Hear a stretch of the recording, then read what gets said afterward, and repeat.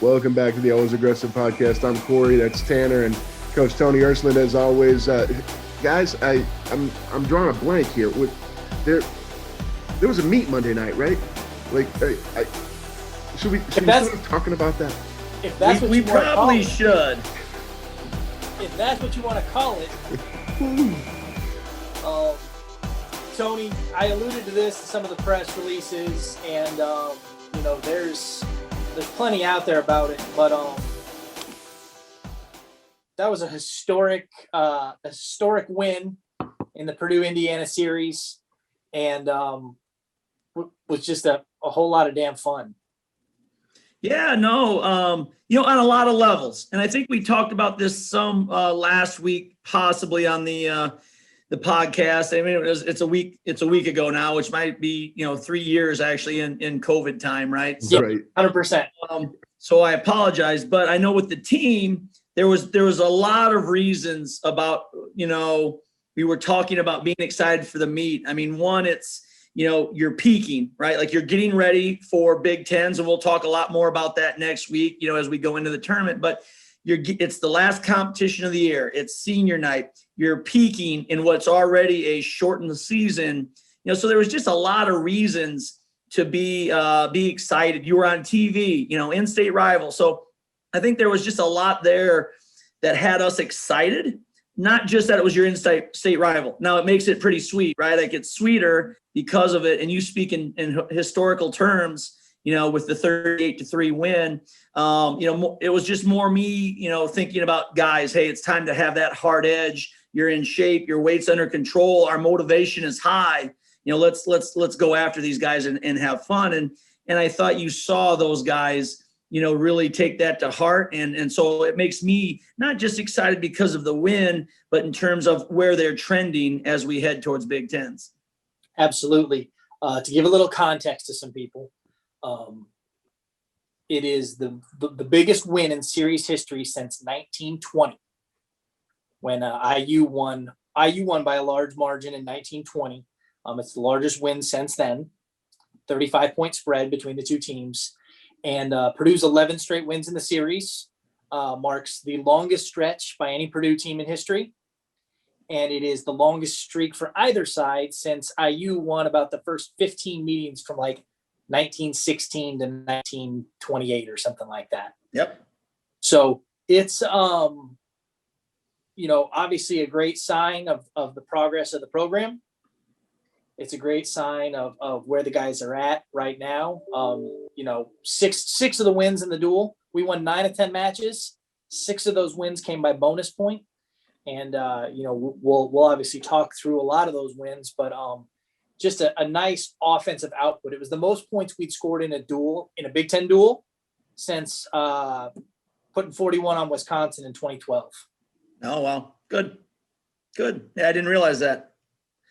Yeah, it was fun. That's all I can say. It was a lot of fun. So here's Cory and I were just talking about this before we got on, Tony. And so I'm curious to hear your response to this. But like, it is very common for coaches to see the holes in the win. Mm-hmm. You finish the duel, you accomplish all the stuff we just talked about, right? And you're still at the drawing board looking for where it could have been better. Could have been more. It could have been extra. Is that how you keep your edge? Is that how you keep chasing? Like, what is that about coaches that kind of like looks at things that way? Like, you could look at it as it being very, very negative. I don't look at it that way, but it could be perceived that way. Yeah, I think it's, at least for me, I don't want to speak about all coaches, but I know for a lot of us, it's about being as good as you can be, which I've talked before. It's not just about the wins and the losses. And I truly believe that. I know maybe that's a little cliche because if we lose, it's a different mindset. But when you perform, you want to see the kids, you get everything out of that young man that he's capable of. And when you're in there every day and you really know what his high-end wrestling looks like, that's where you're kind of nitpicking. And you also know that's what's going to make the difference in 2 weeks and in a month, right, at nationals as you finish up. So it's more about that process and, hey, in the big picture, where was he really? I can talk about Max Lyon getting lazy with his lead leg one time. He had a tech fall. And the thing that sticks out in my head is, man, he got lazy with that right leg and the guy got on his leg. You know what I mean? Like, we can't have that happen. Big Ten finals, semifinals, national finals, whatever. You protect the lead leg, move your feet, do some of the basic things. So I think it's more about understanding what everybody's capable of and you striving for that. Okay. And so even though we had a strong performance, certainly I'm not satisfied because I know what these guys are capable of. And we do remind them of that often. Like, hey, I know what your best looks like. That wasn't it. Yes, enjoy the win. And I told the guys, Monday night, enjoy the win. You have every right to enjoy this, but let's just make sure we get up tomorrow and we're ready to get better, and it starts again. So that's honestly where it comes from more for me. Yeah, we should enjoy it, especially this year, man. Like, fewer opportunities to compete. You should be grateful for this. But, man, understand big picture. Yeah, I'm not going to lie, Coach. I understand that approach. I respect that approach. That's what makes good to great. But we definitely mocked you a little bit with your, I run into you Tuesday morning. I'm like, hey, great. 100%. And you're like, yeah, it was a little sloppy. Yeah. It was 38-3, man. It was historic. You won 9 of 10 bouts, 6 of them by bonus points, 4 in a row, 2 falls. Like, seriously? Yeah. And you're right. Yeah, you guys, and you know what? And I can laugh with you, right? Sometimes I can't laugh with you, right? Sometimes that goes right over my head, and I can laugh with you a little bit. But that's how I feel. Like, it was a little sloppy in places. Yes, we were dominant. And a lot of that was we had a strong mindset, right? Like, I talk about authority, right? Wrestle with authority, wrestle with an edge. And they did more of that. So that was a big positive. And I thought that's what helped us, do what we did. But at times, you want to wrestle hard. You also want to wrestle smart. And I thought there was some moments, man, where we got away from the game plan. And this is the time of year you got to execute your game plan, right? Like, by now we know what it is, and it's your job to go execute it. So that's more where I think about it. One random thing I will tell you, though, as another big positive, though, I thought a lot of our guys wrestled with emotion, which is a good thing. And if you look at, like, Griffin Parriott, he had a real purpose. That beat him last year, and I can talk about why, but, fact of the matter is he dropped the match to that kid last year, right? And I think he really had it in his head that he was going to right the wrong, and he felt very strongly about it, and it meant a lot. And you could see that. You know what I mean? When he put him on his back, there's been times when I've seen Griffin put guys on their back, and they've kind of come off, and it looked different, and it felt different. This time, he tore his head off, and then when he put him on his back, I was like, there ain't no way this kid's coming off his back. Like, Griffin put the clamps on him. And I think the most emotion I've seen out of Gerrit Nijenhuis this year. That meant a lot. I mean, he came up out of that scramble and then pinned him, and he was excited, and I love that. You know what I mean? Like, you should feel that way all the time when you're going out with that emotion. So I did really like the emotion and the edge that they had on them. It's just simply correcting some technical things. And I want to jump in there. One other thing you said earlier, and you just touched on it again. It reminded me, I was watching a Big Ten duel, not a Purdue duel, a couple of years ago, and Tim Johnson and Jim Gibbons were on the call, and I listen to announcers more than anybody. It's like you, I study announcers. One of them made a point that, if you watch, I'm not sure if it was Spencer Lee or if it was Jason Nall, who they were watching, but the point that they made was the execution is perfect every time. The leg, the ankle is not 2 inches out of place. It's exactly where it needs to be every time. The shot is tight. It's quick. It's low. It's whatever it is. It's perfect every time. And that's what it has to be, because that's the difference between an All-American and a national champion. Yep. And in the Big Ten, that one mistake in 7 minutes because your ankle was, a bit slow, or you hung your front leg out, or you lost the collar tie. That is the difference. And 100%. I mean, you think about, I'll go specific a little bit, but think about Max Lyon. If Max Lyon protects that lead leg, and that's why I'm keyed in on him right now. if he can learn to protect that right leg a little bit better, we know he's going to be on guys' legs, right? We know he's in shape. We know he understands his game plan. He's got to execute protecting that right leg, and if he does that, that's where he's going to really put himself in position for some great things. Mm-hmm. He's already proven, right, with his 3 top 10, 4 top 10, whatever his wins are, that he can wrestle with the best kids.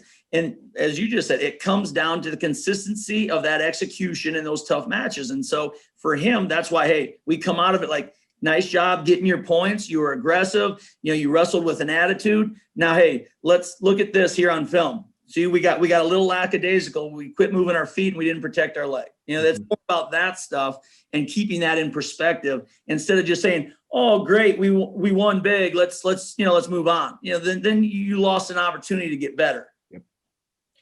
I think it's great that a good segue into some details about the duel. You brought up Griffin and you brought up Gerrit. They were the 2 guys that got our falls on the evening.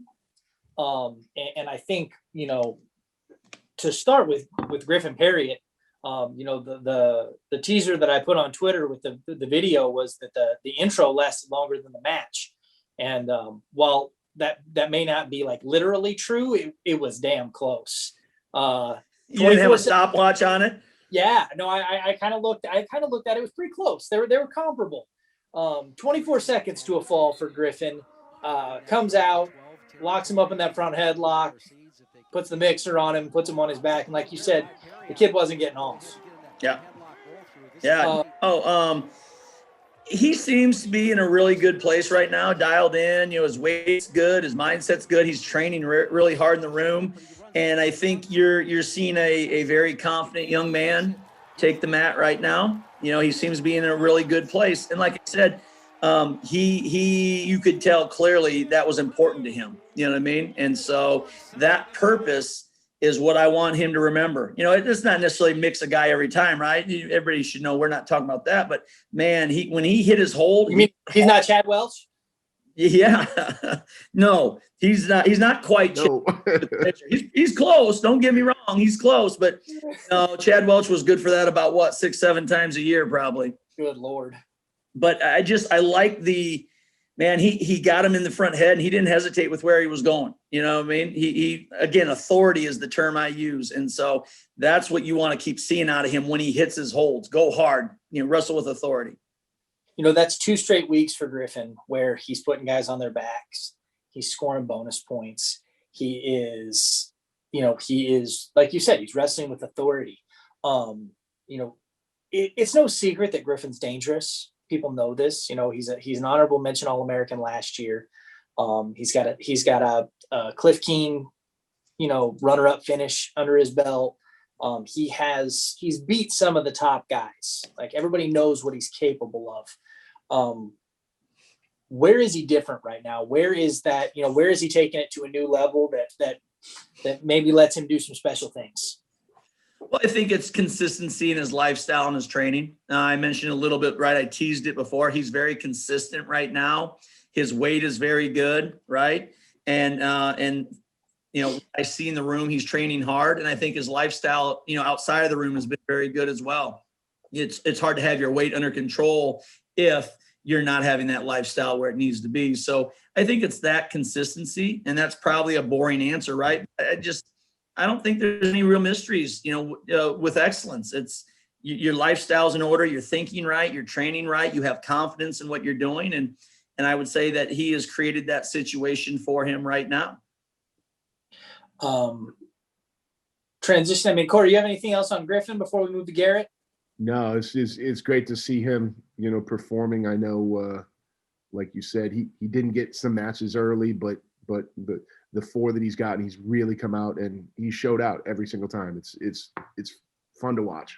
Yeah, he's getting better, right? In the 4 matches, there's definitely, you can see progression. So not only, as he had 4, but he's gotten better each match, which is what you want to see. For sure. I mean, it's exciting. You see, he goes out and he gets the kid from Michigan State and beats him 11-2. He puts him on his back twice. Yeah. This is a kid who's a junior world medalist in Greco. That same kid comes out this last weekend and beats Kanan Storr at Michigan, who was ranked 6th in the country going in that match. Headlocked him twice, put him on his back. It was beautiful. And so, and that kid with that win has now surged into some of the rankings, and it, that looks like more of a quality win now than it did a week ago for Griffin. So he is, he's moving in the right direction for March for sure. Absolutely. Gerrit Nijenhuis got a fall as well. Kid is tricky on bottom, huh? Yeah, I mean, when he gets his hips moving, he's hard to follow, right? We've talked about that before. The nice thing there was the kid kept returning. We didn't get our hips out enough, right? We're talking about, being sloppy. He was coming up and we were leaving that foot behind and getting returned down, kind of drugged down for people who saw the match. And, when that guy came up over our hips to go chop, we went with it and got our hips back over first, on him and wound up in that headlock position. We really put him in danger. And I strongly feel that Gerrit is like that. The more motion and action he creates, the more danger there is for his opponents. It's if we stand around, then he can't use kind of his wrestling IQ that he has, right? Right now, as a young guy, position-based is some things we're still working on. What positions, is he going to be good from? Where does he really need to shore some things up? But I do know when there's wrestling going on and there's some scrambling, that favors him. And so I was glad to see when that guy came over the hips, he took it to a place where now the kid can't stay basic. He has to wrestle and scramble a little bit. And maybe it's a function of the scrambling, but he also connects moves as well as anybody I've seen in a while. He's not just looking to clear hands and get his one. He's looking to, hit a reversal and get two. He's not just looking to get the reversal. He's looking straight into a headlock and get the turn. Like there is no pause. He just it seems fluid. He connects moves and really gets the other guy in trouble. Yep, and that will be his goal, right? Is how he can create this chain wrestling, right, and keep wrestling continuous, because that will favor him. The guys who want to just hold position or maybe just block and hand fight and try to minimize risk, right? Those guys will want to do that with him. So his goal is going to be, hey, how can I create action? At times enough action within the match that is going to favor me and give me opportunities to put points on the board.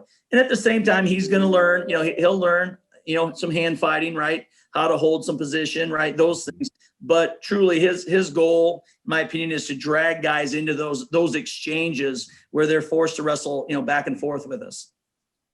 Now, I know you're not a big rankings guy. They're just numbers in front of names, and I can appreciate that. But at the same time, Gerrit finishes the dual season at 5-3. He was in need of a signature win for his NCAA resume. And he got that on Monday. Nick South at IU was ranked 20th in the country in a variety of polls. And, after dropping the close one to Jake Tucker at Michigan State the week before, Gerrit was, in order to really improve his standing for NCAAs, he needed a signature win, and he went out and got it. Yeah, no doubt. We let that one against Tucker the week before slide, right? 1 point match, or, maybe a couple point match, but right there to win it. Had a lot of good leg attacks and just didn't finish. And so, I think it was a focus too of his, right? Hey, be aggressive early. And the one thing I liked is he was in on a couple shots. He had a couple good leg attacks early where he didn't quite finish, but that was a little bit of a change, where he was going sooner from his good positions and creating action. So even though we didn't get a score, I was happy with how he came out. Maybe a little lull though after those two attacks, right? So our goal is, hey, you had two good early. Now where's 3 and 4 so that we can continue to make guys wrestle us? Don't let them stand around and try to just make it. Can I get a riding time point? To me, I use, young man looked like, man, he was just going to try to ride solid and just keep it, get a minute riding time or maybe even ride out the period, right? You slow it down in that way. So, like I said, our goal is going to be to, hey, let's keep more action on the board going. That only favors you. Sure. I'd like to transition to Parker Filius next, if no one else has an objection. Parker, like Griffin, went out and got his second straight bonus point win. This is a guy who kind of had some early season struggles, lost some close matches, but he seems to be figuring it out lately. Won 12-2 on Monday. won by technical foul up at Michigan State. He's scoring some back points. He's putting a few things together. Yeah, definitely. He's coming. Well, and we've talked about, we've had guys had to have pauses, right? Sit out from COVID. You have contact tracing. And honestly, Parker was a guy who had to have a little bit of a pause right before the season. You know what I mean? So he notably had a slow start, right? He did. And we were busy those first couple weekends. He didn't get to compete in the Northwestern duel. And then the next 2 weekends he came back, we had 2 duels on a Friday, Sunday with a long road trip. And then we had a try the next weekend. So, you get 4 matches, that's almost half your matches, right? In a nine duel season, and you already missed 1. So he had half his matches in the first weekends as he's coming back. So it's understandable, right? Like you've got to frame these things, at least in his mind. He has to understand, that's our dialogue. Fans don't need to worry about those things, but he needed to understand, hey, we're getting in shape. We're figuring out our game plan. We're making weight. Those are all positives. And so as long as we kept, advancing and getting better, you'll be fine by the time we get to March. And so I just think, he's been smart. He stayed the course, and he's seen his best wrestling now. And I expect to see him, make another jump going into Big Tens. Yeah. You brought up Max Lyon. He had a tech fall, wrestled a real nice match. The young man from IU was wrestling his first college match. And so that was a baptism by fire, unfortunately, for that kid. And then, ho-hum, Devin Schroeder, Kendall Coleman go out, put major decisions on the board, wrestled really nice matches, and really got, we took the first, I don't know how many matches. We won 6 straight, started off. Yeah. And those guys really had things, firing for us. Yeah, I thought everybody, even where Emil, came up a little short, I thought everybody emotionally was in a really good spot. Like I said, you like to see an edge on your kids, right? Compete with an edge. You don't want to be flat, and so I was happy with where we were at from a mindset standpoint. Like I said, my only issues were our execution in some spots, where it was sloppy. And so we've got to shore that up. But I thought everybody, Emil included, was ready to wrestle. Battled hard. He's just got to put more pressure on him in the third. I mean, when we go neutral because we don't want to waste time underneath, right? We don't want to let a guy try to slow us down, and we think, hey, we at least need a takedown and a ride out or 2 takedowns.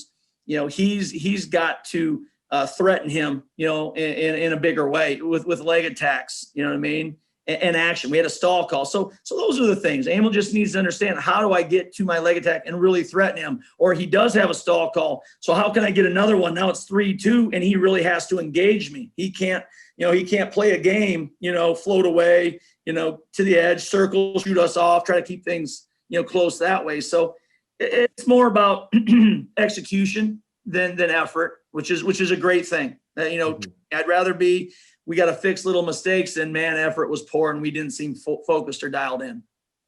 I'm glad you brought up Emil, because I think there's an interesting kind of like thing that could be missed here. And we've talked about this kind of in general with a lot of people. In wrestling, the Big Ten only schedule, Emil has wrestled a unbelievable gauntlet of 174 pounders across the country. Number 1, number 6, number 4. He's wrestled a lot of really tough guys, and he's wrestled them all close. I mean, yes, the score was 5-1 on Monday, but it was really, it was a 1 takedown match, right? It was 3-1 until late. Yeah, he gave up 1 at the buzzer because he was selling out to try and get something, right? Right. You look at a kid like Emil, and you could say this about a lot of guys in the lineup. Like, they're not far off. Like, when we're looking at NCAAs and we're looking at the auto bids and we're looking at where guys are in the rankings, and we'll get more into that next week, but it's like these guys are 1 takedown away from a national spot. They're a few seconds of riding time away from a national spot. Like, how close do you see it in your mind when you talk about a guy like Emil, and like how he's right there? Well, I think he's always right there, right? His style lends itself to keeping it close, right? Like I talked about offense and a little lack of it. that's kind of been the thing we're trying to get him to discover, you know what I mean, is, hey, we've got to find some offense because he is fairly stingy. You know, he's always within a takedown of guys, but he's got to find a way to create offense. The one thing I think that's most important though, right, it's kind of your mindset or your belief in what you're capable of. You know, losing close should not be a consolation prize. Like when you set out to be the best at something, right? When you make your goal to be a national champion, losing close is not what you aspire to do, right? And so we've got to make sure, and not just Emil, you know, here, but he's kind of the example right now. And I'm probably talking to Emil, you know, through this a little bit, you know, right? This is for you, Emil. You know, you've got to make sure. I'll clip it and send it to him. Okay. There you go. You got to make sure that's not the consolation prize in your mind too. You don't say, "Oh, I'm right there. I'm just right there." You know, like you don't evaluate yourself in that way. Certainly, you're not going to hang your head, right? Like I don't want him to walk in the building today hanging his head. But from a mental belief standpoint, it can't be good enough to be close, right? You can't console yourself by saying, "Oh, well, I'm close." Well, that's not going to ever get you to the top, right? So he's got to understand that that's not what we're striving to do. And I've got to, you know, make some changes. And that it will take that belief that this is what I'm capable of and this is not acceptable. So I've got to change it. And then he will change it. Until then, right, sometimes it's hard to change, and that's just people. So I really want to make sure that all of our guys understand though, like that's losing close is not what you should do to console yourself. Now, understand, if you think big picture too, if I'm willing to make these changes, I am right there. I do have the ability to win. I do have a disciplined lifestyle, like all of these good things that you do have. So, you know, it's both sides of the coin, right, Tanner? Yes, we're close. I agree with you. He's close. But that can't be enough. You can't think that way. Right. You know, it's a trap, right? That's an absolute trap for every athlete that you sit there and you think, well, I'm close. And you console yourself with it because it really keeps you from digging in and doing what is absolutely necessary. When you start flipping those close matches, then you're figuring some stuff out. And that's honestly where I'm kind of at with Emil, and I love him. He's a great kid. He works his tail off. He's disciplined. He deserves, right? He deserves success. He ain't earned it yet, and that's what we want him to earn this thing the next couple weeks, and he can and will flip matches around. I promise you that. But like I said, I think from a mental standpoint, I think it's huge that guys understand that. Don't fall into that trap. Don't console yourself with, well, I'm only losing close. I'm right there. Well, no, you've not flipped it enough, right? So we're not understanding yet what absolutely has to be done. And I encourage them to do that. But that's obviously, like I said, knowing we got full confidence in them and belief. But hey, let's get it. Cory, all I can think about when Tony's talking about it being a trap, I'm thinking of the Star Wars gif with Admiral Akbar. I didn't know if Tony would get the reference, so I knew you would get the reference. I'm a huge Star Wars fan. Listen, I've watched that thing more times, so I get it. I can sit there and recite lines with you. It's a trap! But I don't know how that still applies here.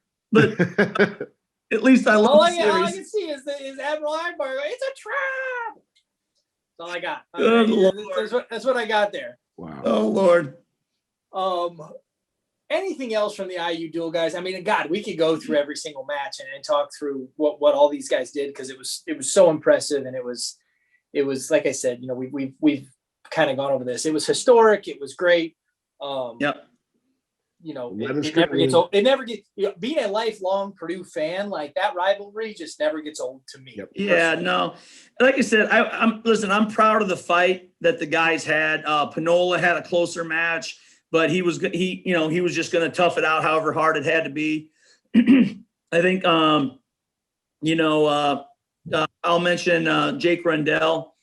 That match kind of had momentum swings in it a little bit. We did back. And we let that kid kind of come back at us. And then you could see at the end that kid was wore out and Jake, finished on top. So proud of him for fighting. He could have really let it get away from him and he didn't. And I think he was tired. Why right now he's got to figure out, I think there's some things he can play with, but he did battle back. He came out hard. He fought off a lot of stuff early, put the kid on his back. I think he started to float in the middle, right? Like he had a gap there where he let the guy back in and he got too comfortable with being ahead instead of just coming after him hard and really, putting the kid to the test. So we've got to work on that. But hey, another win for him where, again, you're seeing progress, right? From where he started to where he's at now. There's a lot of progress having won his last 2 matches. So excited for him. I was just going to say that another kid who's won his last 2, Yep. Yeah. Add him to that list with Griffin and Parker, a guy who's starting to figure it out a little bit. No doubt. So no, like I said, overall, excited going into Big Tens and, we're going to train hard. We had a day off yesterday and now today we're back in the room and we'll kind of set the tone for what's coming with Big Tens. Sounds good. Cory, what else we got today? Well, there have been a couple sort of off the mat features done on a couple guys this week. I know they've been really, really well received. There's a feature story on Parker Filius and his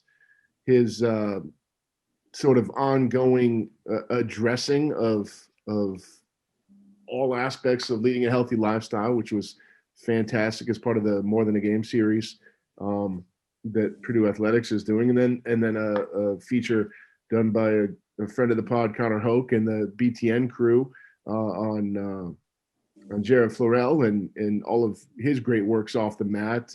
Some really cool pull quotes about, his family and his dad being his hero, which anytime I hear that, I just love hearing that.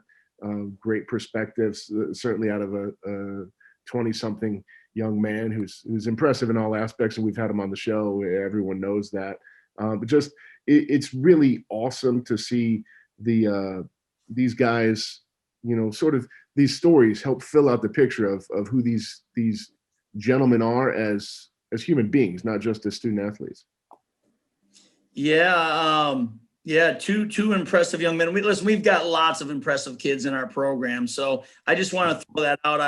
I know I tweeted yesterday, I think, very thankful to the seniors, right? Their leadership and what we have here. And so I want to throw that out, right away that I really enjoy this group.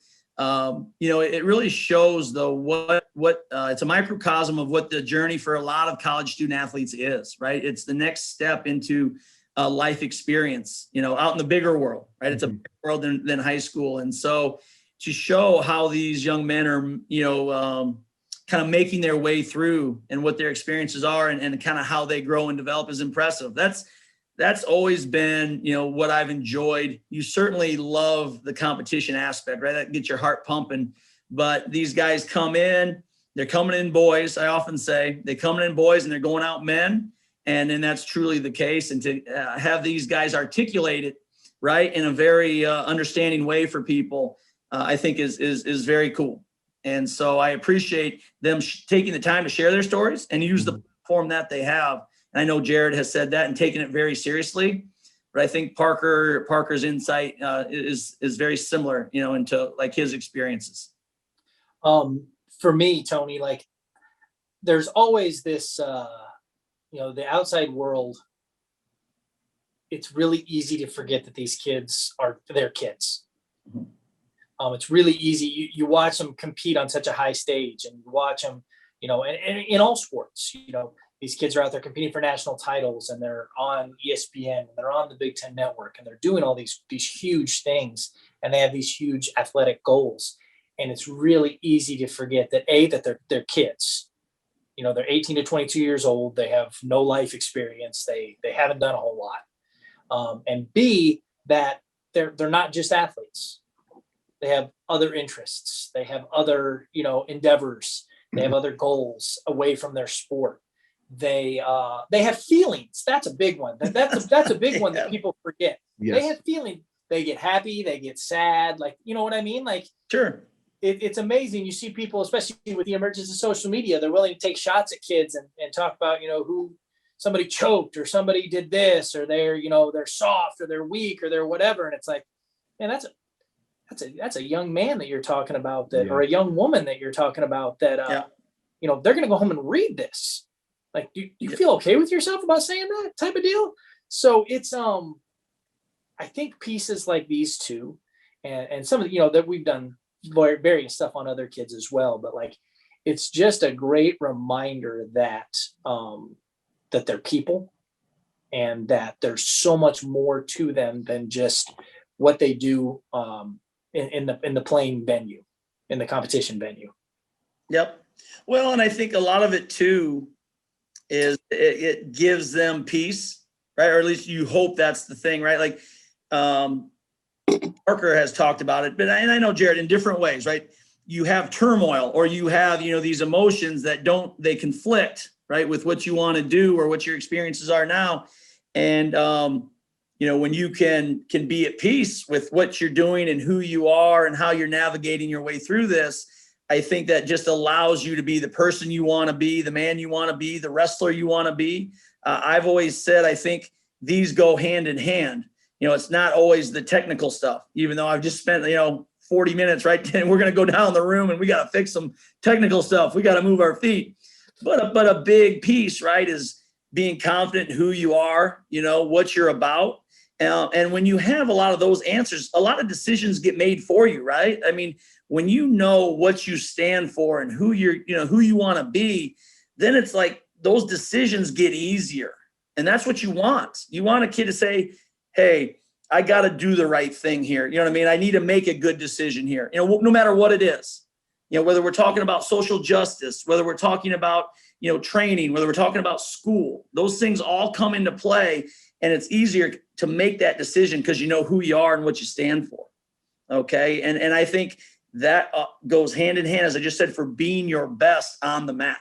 When you have that part figured out, it's so much easier to come to practice and just focus on the process, because we're not trying to put out 7 other fires in your life, because school's a mess. Your relationships are a mess. Maybe, you know, your weight's a mess. Who knows, right? Like whatever there is in your life that is causing it gets a little easier. Certainly not easy, right? I wouldn't say that life is going to be tough, but it gets easier because a lot of these things, those decisions kind of are coming to clear view about what you should do and how you handle things. Corey, you got anything on that? I can't follow awkward that up. silence. I'm Moment watching of the silence. wheels turning on Corey. He's digesting all this right now. I am, but I don't know that I can add anything to that. That's just, it's absolutely true. And I think it's great perspective, the bigger picture perspective that, you know, so often gets lost. It's fun to hear that. It's refreshing to hear that. The thing that stuck me watching the Parker piece, I loved how he talked about, you know, if you don't understand, if you don't have good communication, if you don't have good trust in your head coach or your assistant coaches, and they tear you up, it's going to hit you wrong. But if you trust them, if you believe them, if you understand that they see something in you that maybe you don't see in you, then it's okay. You can go all in on that and you don't take it personal, and you just understand they're trying to make you the best you can be. And I'm like, man, how does this kid have that perspective? That's brilliant. It's so well put. And it's a great thing for aspiring young, whether it be athletes or whatever your chosen field is. Find somebody that you trust. Find a mentor or a coach that you trust, that you believe, that is going to push you, that's going to hold you accountable, and your life's going to be so much richer for it. Yep. No, I think you hit it right on the head. There's no other. And you said you had nothing more to add. true than that, right? Because we are in a, I don't know if you want to call it a profession, right? I guess it's a profession as a coach. It kind of ends up being your life, but you have to be critical, right? You cannot get where you want to be. Young men, in my opinion, have to be pushed, and that involves critique, right? And it's not always, you know, hey, you're awesome, you're great. In fact, it's usually different, right? You come from high school where were by far the best, and you probably hadn't done anything wrong in your coach's eyes for years, right? Because you've won every match. Mm-hmm. And so now it turns into, hey, we got to fix this. We got to fix this. You got to do this. And hard, right? That can be hard to hear. And that's why, it's not always just the best kids that make their way through. College wrestling and college sports, I'm sure I can only speak to wrestling, but it's a grind. And so it's just a different animal where the kids who can handle the coaching, hard coaching, usually, make it through probably the best, right? Because there's that critique that is part of it, and they want that, and there's a value to it, and they don't run from it, and so those can be things that are hard, and you do have to have that trust, Cory, that you were just talking about. So yeah, 100% agree with you on that. I spoke to this on, I put something out on, I think, Facebook maybe, regarding the Parker piece. I was lucky enough to get to work with him on that. I can talk, I swear. I was particularly moved by just how vulnerable Parker was willing to be. That was a subject that's a little delicate. Mental health is not always the easiest thing for young men and young women to speak about. And it's getting better as more resources are made available to them. And that was a big part of Parker's, story, is that, it's one thing to have those things available to you. It's another thing to know that they're, it's another thing to know it. And it's a whole other thing to use it. Sure. And I'll repeat myself. I think it's because he's confident in who he is now. Mm-hmm. He's been through the journey. He can speak to it and be open, right? Like you said, it can sometimes be a tough situation, right? Or a tough topic. But he knows who he is. He knows what he's doing, right? I think he's confident in that now. And he's on a course that he set himself on, just like Gerrit and a lot of our guys. A lot of our guys have made these decisions. And so, that's what you want. You want people that understand who they are, what they're about. They make those decisions, and now the path is before them, and let's follow the path. Let's stay on the path. Absolutely. Well, for those of you who have not seen either piece, they're everywhere. They're on PurdueSports.com. They're on Facebook. They're on Instagram. Some of it's on Twitter. Take time, go watch it. I think the Parker piece is about 3 minutes. The Jared Florell piece is about 6 minutes. It is well worth your time to check out these impressive young men.